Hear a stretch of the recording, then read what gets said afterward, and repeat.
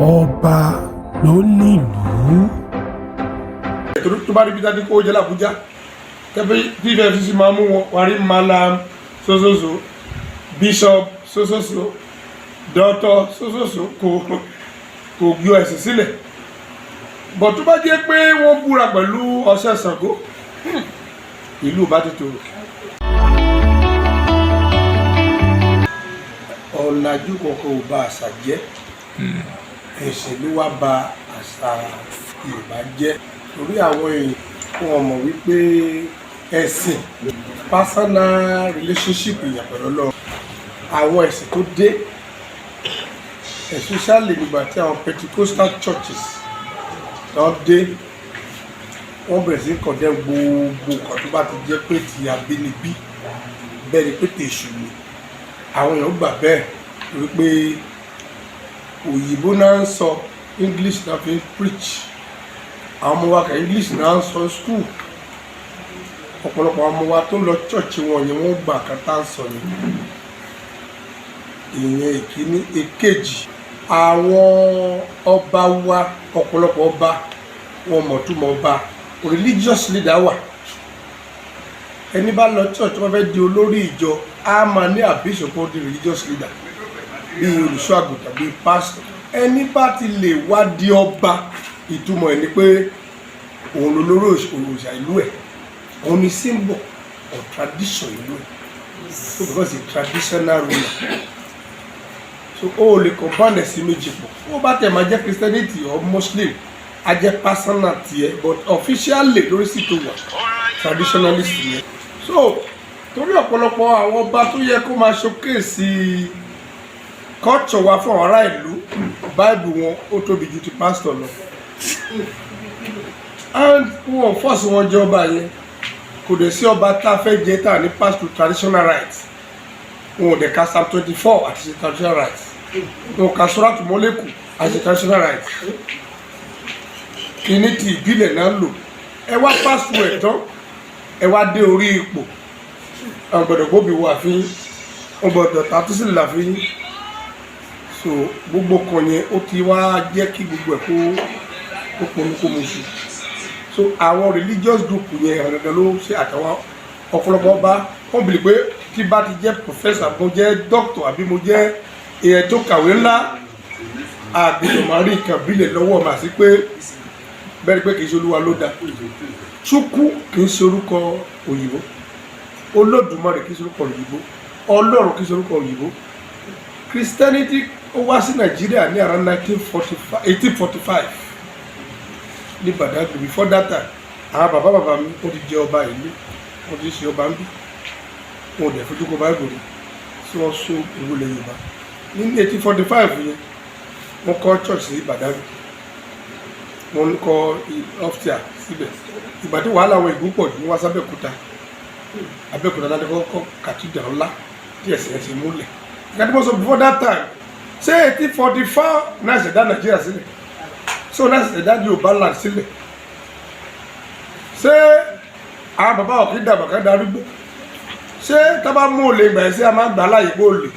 ara wa ni ṣé gbogbo àwọn lọ́ọ̀ tó ti wà tẹ́lẹ̀ tá a fi ń ṣe ṣẹ́ẹ̀tì bó ti wà ńlẹ̀ ó gbọ́dọ̀ pàdé ó gbọ́dọ̀ sílẹ̀ bó ti wà ńlẹ̀ so ká tí mo sọ bíi pé ẹ̀sìn gangan ló wá ba ìgbàgbọ́ ló wá ba culture wa jẹ́ àwọn ọba tó dẹ̀ tó kín sí láti bí 3 years to this time ọ̀pọ̀lọpọ̀ gbé church lórí wọ́n dẹ̀ ju ọba yẹn ni ó yàtọ̀ sí gbàgbé Benin sí tàbí gbọ́gbọ́kẹ́ first born ló máa jẹ́ ọba a ti mọ̀ pé tó bá tẹ̀ ó lọ gbẹ̀sì lérí a ti mọ̀ pé dandandandan ni a ti mọ̀ pé olùmọ̀ eléyìí ẹ dùn nǹkan ìwọ pastor ó dùn nǹkan láti wá di traditionalist ó wá dídẹ̀ kọkàn tó ìkọ̀tún ẹ̀sìn tó sọ ṣe pastor kó jọra wọ́n dẹ̀ mọ̀ wípé Ọlọ́run nìkan ló mẹ́tò sí o so ká tó ṣẹlẹ̀ ní so ẹ̀sìn ló wá ba ìgbàgbọ́ àjẹ́ so kò bá jẹ́ àwáríwá pèsè gbogbo àwọn ìrìn àjò àwọn ẹ̀sìn náà ti ń dàrú báyìí ọ̀pọ̀lọpọ̀ àwọn ṣẹ́gi ni ó ti padà sí ti ẹ̀sìn àárọ̀ because gẹ́gẹ́ bí bàbá bá ti sọ́lẹ̀ kan a ti rí pé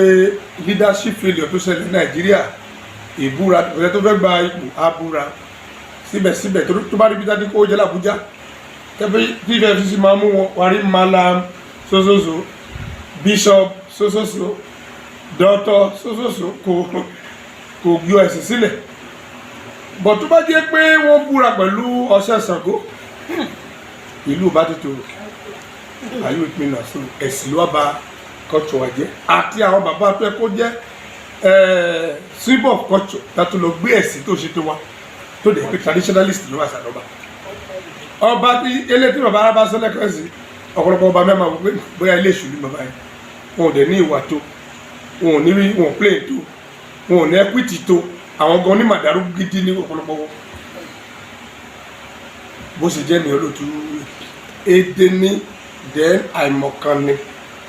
òrìṣà mi pé òrìṣà dá that specially created people òrìṣà dá ẹni tó wá ní pírọ̀dù kan tó gbogbo ìṣesí ẹ yàtọ̀ sí tèèyàn tó bá pàṣẹ àrí bẹ́ẹ̀ tó bá dán lè kárí bẹ́ẹ̀ nígbà tó wá kú tó wọ́n wá bẹ̀ sí àdọ́ wọn torí párípá lè rí Ọlọ́run tí ilé bá lè sọ pé kò jọrọ̀ tó rọ̀ oòrùn tó rọ̀ ó mi pé Ọlọ́run ló sọ nínú ẹ̀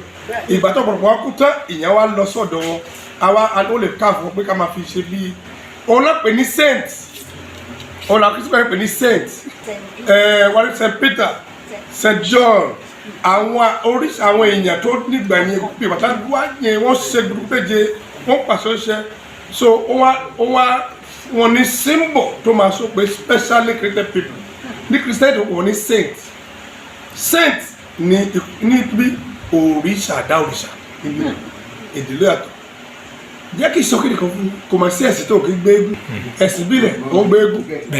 ẹ̀sìn Christianity wọ́n fẹ́ gbé eégún wọn bí n tàgbé ní kí náà gbé Christmas Father Christmas eégún Christianity ni Islam obìnrin ló ń ṣe tiwọn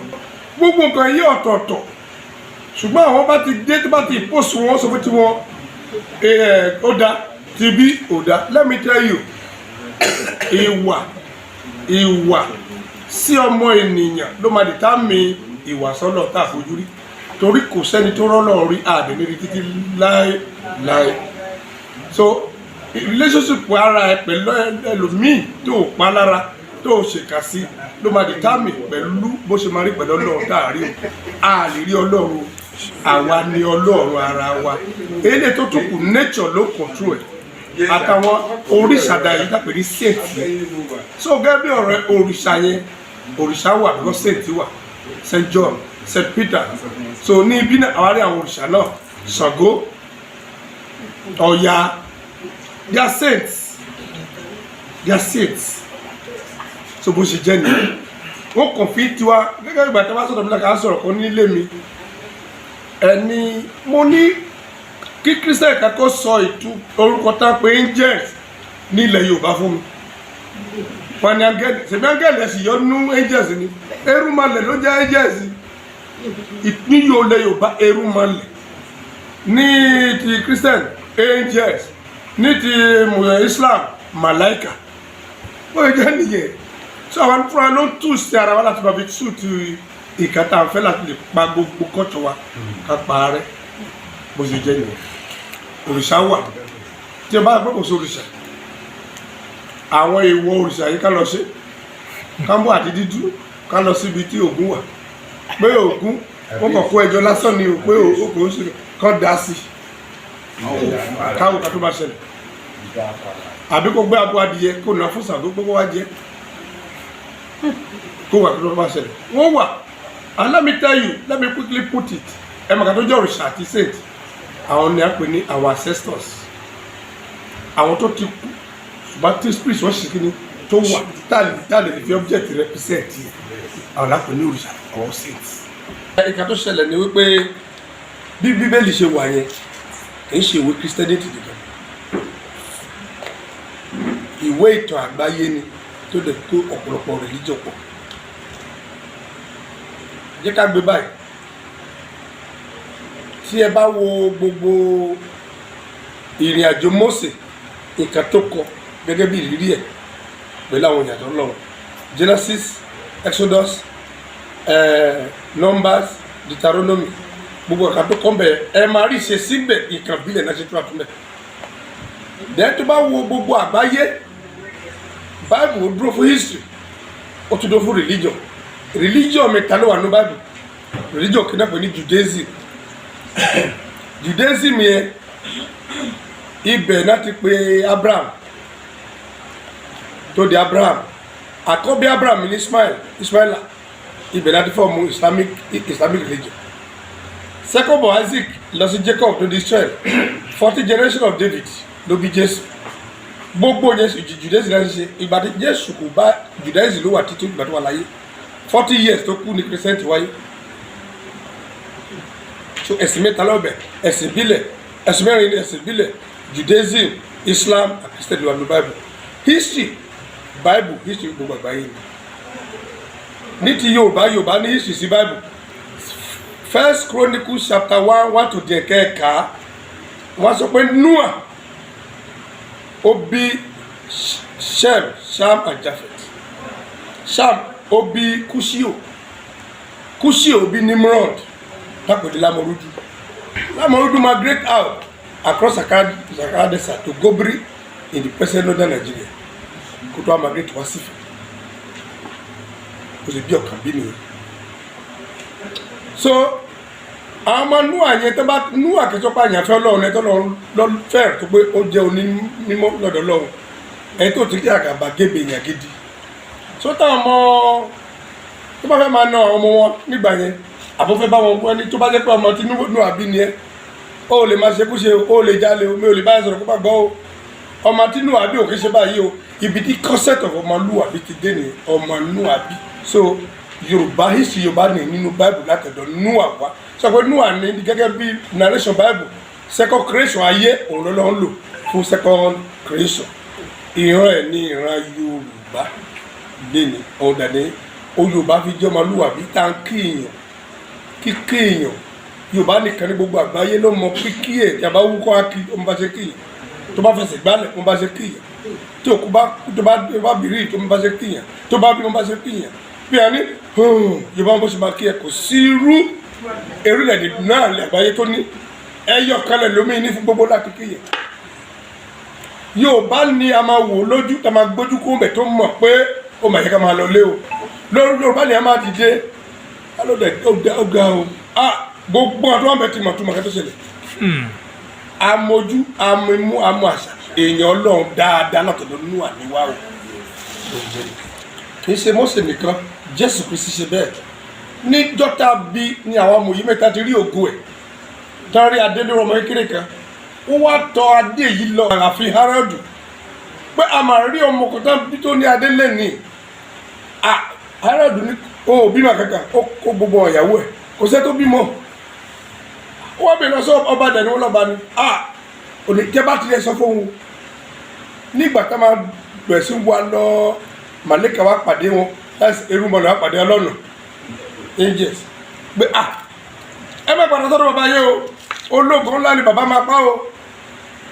wọ́n lọ pàdé bàbá àti Joseph àti Maria pé ẹ máa gbé ọmọ ẹgbẹ́ rẹ̀ lọ sí ilẹ̀ Egypt ẹ máa gbé sọ́nà ilẹ̀ Egypt ilé awo ni wọ́n á gbé lọ sọ́dọ̀ Pharaoh tó jẹ́ olórí babaláwo àgbáyé ó wá bẹ̀ sí ibẹ̀ ló ti dàgbà ibẹ̀ láti wẹ́ dàgbà ibẹ̀ ló ti gbọ́n ibẹ̀ ló ti mọ gbogbo oríṣiríṣi àràkàrà lápàṣẹ kúrí bẹ́ẹ̀ gbogbo kan tó yẹ ká ṣe láyé ibẹ̀ ló ti mú ní gbogbo agbára yẹn nígbà tó wá bí 12 years Pharaoh wá kú kí Herod yìí sáàmà gbọ́dọ̀ ti mú àwọn ẹ̀ṣọ́ ìkó nílẹ̀ jí tẹ́lẹ̀tẹ́lẹ̀ so bọ̀ tó gbé Jésù lójú ọmọ kókó padà sílẹ̀ jí ti fún ìtọ́jú kí Pharaoh kí Herod mọ̀ bá pa ó lò 12 years síbẹ̀ nílẹ̀ agbára yìí nígbà tó pé 12 years Herod wá kú òun àti ìyá ẹ̀ wá padà látọ̀ lóní ìṣàbíkọ́ ìlú Nazareth wá padà wá sí ìlú bàbá ẹ̀ ìgbà tó máa wọ ìlú ẹ̀gbọ́n ìyá ẹ̀ ṣe ìkómọ ọtí tánbẹ̀ ibẹ̀ dàrú ìyá wa sọ pé ó yá kò sí ká tó mọ̀nà ó ní ìyá má kọ́ bí sá ó yóò ti bẹ̀rẹ̀ sẹ́ni yẹn ibi tó kọ́ ṣe mírèkù ni tó gbogbo ẹ̀ ló ti mọ̀ nílẹ̀ Egypt ẹni bá fẹ́ ṣe wòlíì láti sọ̀síìdì tí ò bá kọ́ sí ẹ babaláwo kó gbọ́ bó mà ṣe bó lọ sí àwọn ayá collapse lórí ká tó bá mọ̀ ó ló máa ṣe nípa ti Mósè bẹ́ẹ̀ ni Mósè àfi Fáráò ló wà Ọlọ́run ló tì lọ síbẹ̀ Ọlọ́run ṣètè lọ síbẹ̀ ni tí orí ó mọ̀ pé òun fẹ́ yọ ọmọọṣẹ́ ìkólókó ẹrú yẹn kò dẹ́ tó lè kojú Fáráò tó ojoojúmọ́ náà ń dáfá ojoojúmọ́ aṣọ ojoojúmọ́ náà pàṣẹ ń bẹ̀ Mósè wá lọ síbẹ̀ wọ́n bẹ̀ sí ọmọ kọ́sẹ́ set-up wọ́n set-up síbi odò ọmọ Fáráò tí ò bímọ kó lọ gbé Ọlọ́run ló ṣètè ọkọ̀ tó fi gbé wá sí ààfin kí ló dẹ̀ ṣe lẹ̀ ni pé bàtú àgbò wá sáàfin bọ̀ Mósè mà pé òun sọmọ Ísírẹ́lì òun sọmọ Egypt ó hẹ́ẹ̀tì wọn bọ̀ ó sà gbogbo kẹta ṣe ó mọ́ nígbà tó lọ fà lò láti gba àwọn ọmọọṣẹ́lá lóko ẹrú yẹn Mósè tó mọ gbogbo àyíní padà kankan náà lọ lò ọjọ́ tí Fáráò rí inú bíbẹ ìwọ náà wá ó yá ẹgbẹ́ ìjò sílẹ̀ kẹ́ gbé mi òun ni àjọ ṣe ń bí ni ó lọ gbé tiẹ̀ sílẹ̀ tí ò bá mọ̀ nípa ẹ̀ tẹ́lẹ̀ kó tó tí kò fọ́tò dùn á fi destroy ẹ̀ kò bá ibi tí báàbò báyà dì sí ni kò bá ní history of Israel àti ìdè ìbò ṣe jẹ́ nìyẹn so gbogbo ogun tó wà láyé àti ọ̀run ti Olúwa ni ṣùgbọ́n ní bó ṣe ń lò ó á lò ó ìjọba pé èṣù àtọ́lọ́ ni ló fẹ́ rárá jù bẹ́ẹ̀ sì sọ̀rọ̀ lọ́wọ́lọ́wọ́ tí àwọn ará ìbílẹ̀ bá rúbọ tá bá bọ fá ó dìjọ ọjọ́ karùn-ún kó lè dùmàrè kó tó wò kàtà ṣe àdúrà ṣùgbọ́n àwọn ìbílẹ̀ wa ní ọgbọ́n kan wọ́n á lọ bọ èṣù lọ́jọ́ náà torí pé kéṣù lè kí Ọlọ́run àwọn tètè wo ọ̀rọ̀ wọn Ọlọ́run máa ń mà set up Job òun àtẹ̀sù discuss ó sọ fún èṣù kó ló bá dì pẹ̀lú Job ni kì í ṣe pé èṣù dáadé lọ bá Job ó sọ fún abá dì pẹ̀lú òun fẹ́tẹ̀ mọ̀ bóyá òun tó ń porúkọ bá òótọ́ ni ó fi àyè fún èṣù wa lọ sọ́dọ̀ Job ọ̀bẹ̀ sí dì pẹ̀lú ẹ̀ ní àkọọ̀dù wọn lọ́wọ́ ni o so mi pọ̀ ọ̀pọ̀lọpọ̀ wàhálà tó ṣẹlẹ̀ yìí gbà míì tí a bá ní ìṣòro Ọlọ́run máa gbé ìṣòro báyìí nìyẹn ni o á lo àwọn ìkàn mi ká fi gbé ìṣòro bá wọ́n lè tó máa fi sọ̀rọ̀ so bó ṣe jẹ́ nìyẹn èèwọ̀n ní ìbílẹ̀ ibi tí ìbílẹ̀ tó wá lágbára ni pé wọ́n wà wò pé ọjọ́ kẹrin ni wọ́n sì máa gbọ́rọ̀ Ọ̀rúnmìlà ìjẹ́ ká Jésù wà tó Ọ̀rúnmìlà ká jẹ́ ọ̀rẹ́ so ẹ̀ta tó Ọ̀rúnmìlà bá ti ń jẹ alọ fún èṣù ní òde a lè sọ pé lè dìbò rí ìjàtọ̀ Ọ̀rúnmìlà sọ bàjẹ́ kúrí bẹ́ẹ̀ àtìwárí bẹ́ẹ̀ Yorùbá ló ní ìmọ̀ láyé so ká tí mo sọ fún yín ni pé tí Olúwa nílẹ̀ ayé lálá wà ń bẹ lẹ́rù wà ń bẹ sàpàná wà ń bẹ Hindu wà ń bẹ Islam wà ń bẹ Mohammedanism wà ń bẹ Hare Krishna wà ń bẹ ayé àti àwọn tó tẹ̀dọ́ sí inú rẹ̀ Olúwa máa fi orúkọ spiritual masters àyànfẹ́ Ọlọ́run mẹ́ta tó rá wáyé táwa mọ̀ ń bí dáadáa máa fi gbàdúrà fún yín ìkíní Ọ̀rúnmìlà ẹlẹ́rìí ìpín àtún iléeṣẹ́ yín ṣe o àmì àṣẹ kò ní jẹ́ kó dàrú àmì àṣẹ ẹ̀ la fún gbogbo ni ọ̀rọ̀ tó jáde lẹ́nu lápè ní Ifá ọ̀rọ̀ Olódùmarè bẹ́ẹ̀ni apá àṣẹ sílẹ̀ ayé iléeṣẹ́ yín kò ní bàjẹ́ àṣẹ ká máa gbèrú sí ni àṣẹ àdìúnlá o máa tún fi ti Kristẹni gbàdúrà ní orúkọ Jesus Christ our Lord and Saviour abẹ̀sí àwà pẹ̀lú yín àṣẹ ẹni tó bá gbẹ́kẹ̀ lÓlúwa yóò dàbí pé Síónì tí a kò lè sí nídìí ṣùgbọ́n tó dúró títí láéláé Psalm 125 gẹ́gẹ́ bí òkèdà ti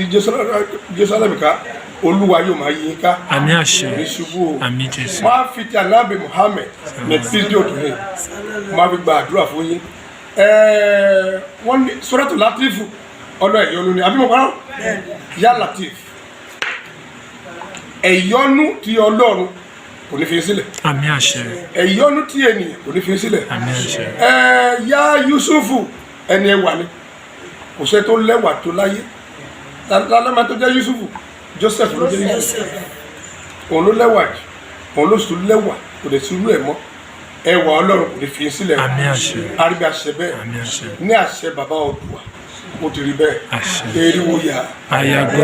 hallelujah hallelujah ẹgbẹ́ Ọlọ́run lárugẹ dédé ọmọ mẹ́nu lélókò mo kí wọn o mo ṣẹ̀ṣẹ̀ wájọ báyìí rí wọn ni o mo ti fọjá dúró tì níjú ilé ìka lọ́ọ̀kẹ́ dédé lọ́ọ̀kẹ́ èní padà yìí alákàrí sí o ìdí mọ̀kánì lákàrí sí o Olúwa ní rẹ̀ yìí o àríbí orúkọ tá pé angel ní ilẹ̀ Yorùbá fún mi wọn ni angel ṣe bí angel ẹ̀sìn yọ nú angels